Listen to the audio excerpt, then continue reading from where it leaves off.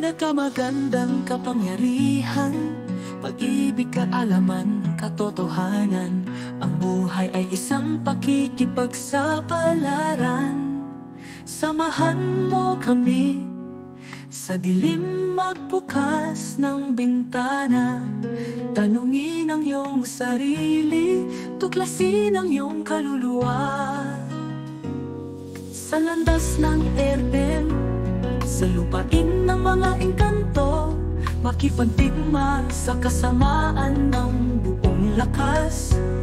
Baguhin ang iyong sarili na may nasasabik na mga puso. Ito ay isang pag-ibig ng ala.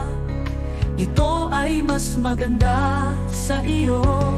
Sa halip na maging lingkod ng iba, ibigay mo ang iyong puso sa makapangyarihang Allah. Kung ibibigay mo ang iyong puso sa taong iniisip ka, sa bawat sitwasyon, ito ay isang banal na tadhana. Sumali sa pakikipagsapalaran na ito. Ang buhay ay isang chessboard, kapanan mo ang iyong bahagi. Sa mga nag-iisip na sila ay mga pinuno, sa bawat paksa at umiibig sa upuan. Sa mga nag-iisip na sila ay may kaalaman at nagsasabing hindi nila naiintindihan.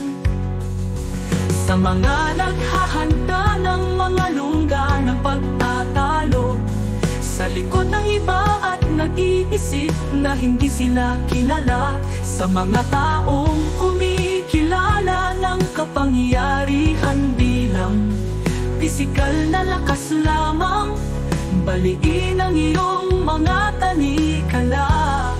Tuklasin ang kapangyarihan sa loob mo.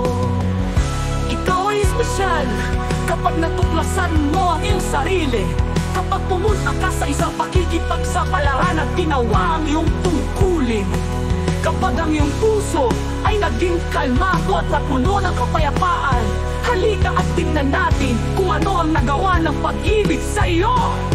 Kapag nag-aalala ka sa problema ng ibang tao, kapag nagising ka at naging malaya, hindi ka na natakana sa isang katawan. Ulitin ang iyong kanta ng may irden.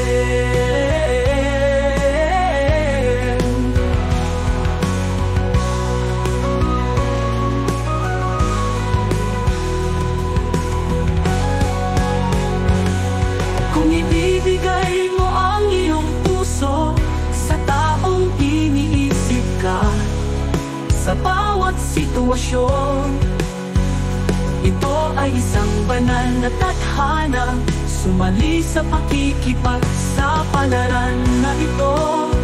Ang buhay ay isang chessboard, gampanan mo ang iyong bahagi. Kung ibibigay